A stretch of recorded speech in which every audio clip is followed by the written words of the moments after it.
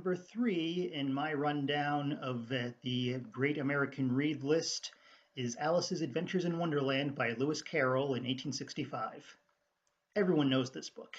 Everyone quotes this book, and it can seem like they don't really talk about it much these days because everyone's talked about it so much that what more is there to say? But even if you haven't even really thought about it in a while, I recommend you go back and check it out again because there is a lot of stuff you'll probably be surprised by how engaging it is. Even if you haven't read the book, one of the few people who hasn't, you probably know the Disney movie, which is honestly a pretty close adaptation. Even the things that are changed in it are mostly added from the sequel Through the Looking Glass, which I actually think is the better book. It feels like Wonderland was more of a proof of concept that Lewis Carroll then expanded on and added some more ideas he'd come up with in the years between them. But Wonderland is the one that's on the list, so let's just focus on that one.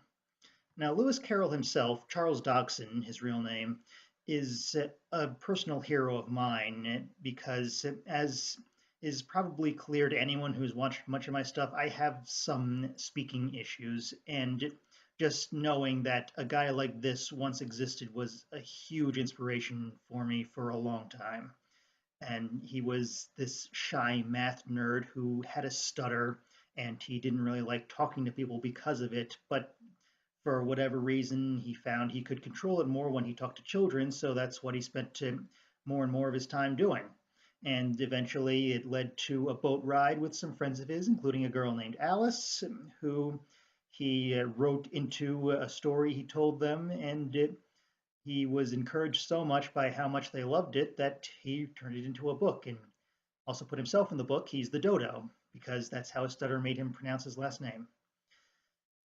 And it's a very short book. You can probably knock it off in about 10 minutes if you're like decently fast reader.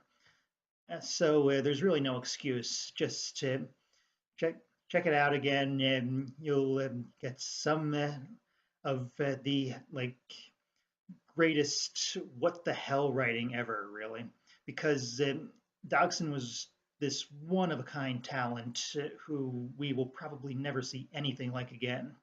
The closest I can really think of is Stephen Fry. See his Dracula sketch if you want to know like a good idea of what I'm talking about. But the way that Dodgson could manipulate the English language and make it do whatever he wanted with each syllable and twist it around and just come up with all this incredible surreal dream imagery and nonsense logic to everything is just something to behold. Just check out the poem Jabberwocky. There's so many words that mean nothing in there because he made it all up, but you can still follow perfectly what's happening, and it takes a real level of genius to be able to do that. It's also, even though Wonderland is by far the most famous of the things he wrote, he did a lot more, and I highly recommend you check it all out. At least like a reasonable amount, because it will bend your brain, and maybe you won't really know what to make of a lot of it, but you'll still be glad you have experienced it and it's rattling around in your head now. Really not much more to say with this one. There's not much of a real story to the book.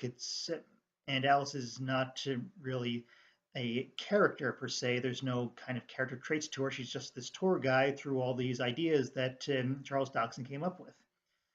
And that's really all it needs to be because those ideas are incredible. They stand the test of time, and there's a reason that people are still talking about them today and will talk about them pretty much forever, I imagine.